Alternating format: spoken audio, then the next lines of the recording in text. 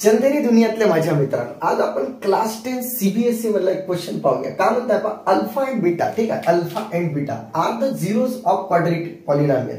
कोणता पॉलिनॉमियल दिला? हा x² - x - 2. ठीक आहे. Then find the values of 1/अल्फा - 1/बीटा. ठीक आहे.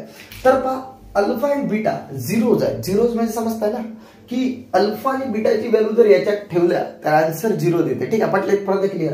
पण सर अल्फा आणि बीटा मला नाही माहिती बरं कोणचा आहे. ठीक आहे, अल्फा आणि बीटा जनरल आहे. ठीक आहे, पटलं?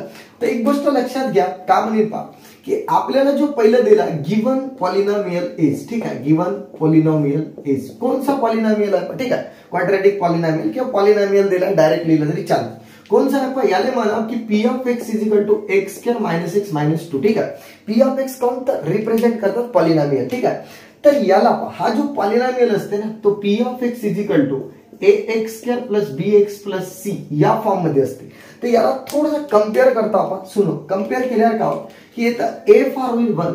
ठीक आहे, b फार होईल -1. पाने यासोबत कम्पेअर करता ax + bx and c = -2. Clear आहे पण? ठीक आहे, इथपर्यंत क्लिअर आहे. आता लक्षात घ्या की जे रूट्स आहेत आणि याचे जे कोएफिशिएंट्स आहेत याच्यासोबत एक रिलेशन आहे. कोणचा आहे पहा की अल्फा + बीटा हा हमेशा -b/a राहते. ठीक आहे, इथपर्यंत क्लिअर आहे. आणि अल्फा * बीटा हा जो आहे हा हमेशा c/a राहते. दोन फॉर्म्युले आहेत. फॉर्म्युले म्हणजे रिलेशन आहे रूट सोबत आणि त्याचे कोएफिशिएंट सोबत. समजलं ना? क्वाड्रेटिक पॉलिनॉमियलचे कोएफिशिएंट आणि रूट. ठीक आहे, तर आता हा जो होता 1 होता. ठीक आहे, तर एक काम करता पहा, पहिले एक काम करता, रिलेशन जोडता की अल्फा + बीटा = -b/. तर अल्फा + बीटा = काय चेक करा. ठीक आहे, काय होईल पहा, -b किती आहे पहा, चेक करा, मायनस आहे का ना? ठीक आहे, अरे पहा मायनस हा फॉर्म्युलाचा मायनस आणि a किती आहे 1 म्हणजे अल्फा + बीटा किती आला चेक करा. ठीक आहे, तर अल्फा + बीटा = -+ म्हणजे 1/1 म्हणजे फिलहाल के लिए काय आला 1 आला. ठीक आहे, बहुत ही बढ़िया. ठीक आहे, त्यानंतर दुसरा रिलेशन काय होता पहा, अल्फा * बीटा = c/a. ठीक आहे, तर अल्फा * बीटा = c/a आला. आता c फार किती आहे चेक करा, c आहे -2 आणि डिवाइडेड बाय 1 a ना, म्हणजे याचा फायनली आन्सर अल्फा * बीटा = -2 आला. ठीक आहे, पण आपल्याला फाइंड काय करायचं सुनो. ठीक आहे, आपल्याला फाइंड करायचं 1/अल्फा.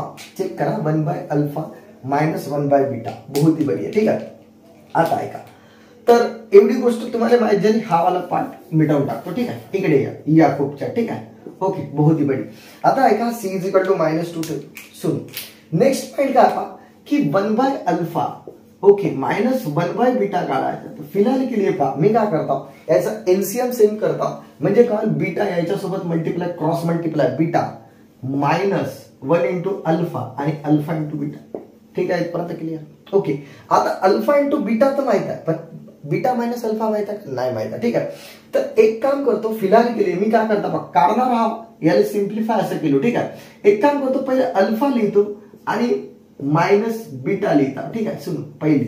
आता मी बॅलन्स करता बरं, काउन माहित आहे ना, बीटा - अल्फा पेक्षा अल्फा - बीटा म्हणाल थोडंसं चांगलं वाटतं, बरोबर आहे. तर अल्फा - बीटा लिहिलो, पण सर कसं? ठीक आहे, ते तर प्रॉब्लेम काय पहा, अल्फा काय होता निगेटिव्ह, ते तर निगेटिव्ह पाहिजे मायनस * प्लस मायनस आणि हा प्लस होता ना, मायनस प्लस झाला का बॅलन्स. ठीक आहे, म्हणजे कोणाचा आन्सर आहे 1/अल्फा - 1/बीटा. ठीक आहे, तर आता फिलहाल केली याला इक्वेशन नंबर फर्स्ट देऊन ठेवतो. काउन कारण पहा, कारण अल्फा * बीटा माहित आहे, पण अल्फा - बीटा थोडी माहित आहे.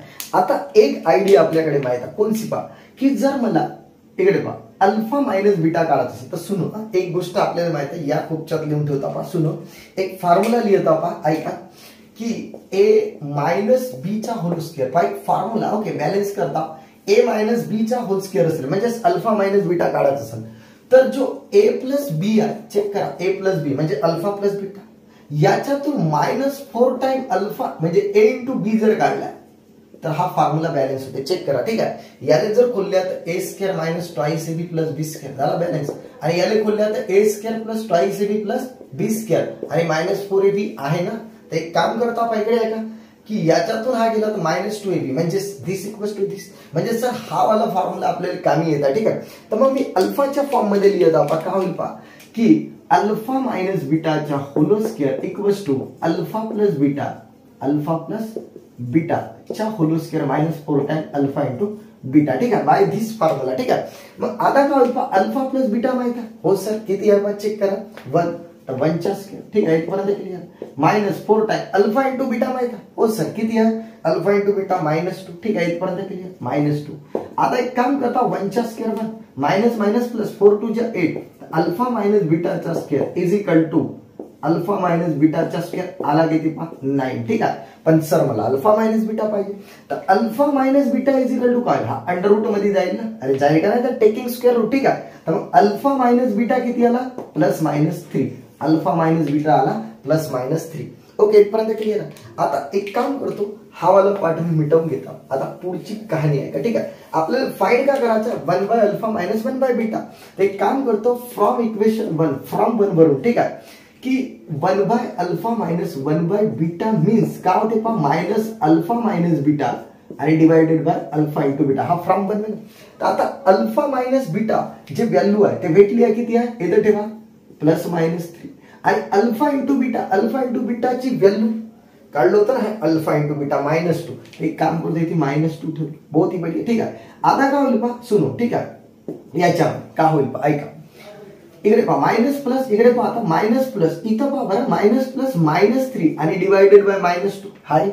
ओके, और दुसरा कोणता येऊ शकते पहा, मायनस इंटू प्लस मायनस ना, दुसरा मायनस मायनस प्लस म्हणजे +3 डिवायडेड बाय -2, ठीक आहे. तर मग मला सांगा, आर मध्ये घेतलो, ठीक आहे, तर याचा आन्सर जो आहे तो 3/2 येईल का नाही, कारण मायनस मायनस पुढं आणि याचा आन्सर -3/2. हेच तर ते आन्सर आहे कोणाचा, 1 बाय, इकडे पहा कोणाचा आन्सर पहा, चेक करा की 1 बाय अल्फा मायनस 1 बाय बीटाचा आन्सर एक तर 3/2 येऊ शकते, किंवा 1 बाय अल्फा मायनस 1 बाय बीटाचा आन्सर -3/2 येऊ शकते. असे 2 आन्सर आर मध्ये, ठीक आहे. तर मेरे प्यारे दोस्तों समजला असेल, बाकी आपण ब्रेक के बाद पाहू, ठीक आहे.